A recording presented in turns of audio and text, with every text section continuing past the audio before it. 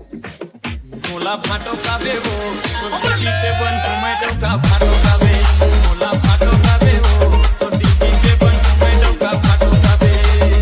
देखा देखा के छन जाटो काबे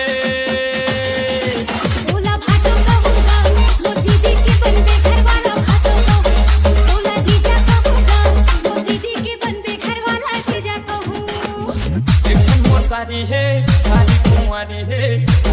बहिनी मोर घर वाली है एक छन मोर सारी है सारी कुंवारी है बहिनी मोर घर वाली है एक छन मोर सारी है सारी कुंवारी है बहिनी मोर घर वाली है एक छन मोर सारी है सारी कुंवारी है बहिनी मोर घर वाली है तै फाटो काबे वो तो दीदी के बन मैं डोका फाटो काबे DJ Yogesh. देखा देखा के छन जाटो काबे मोला फाटो काबे वो तो दीदी के बन मैं डोका फाटो काबे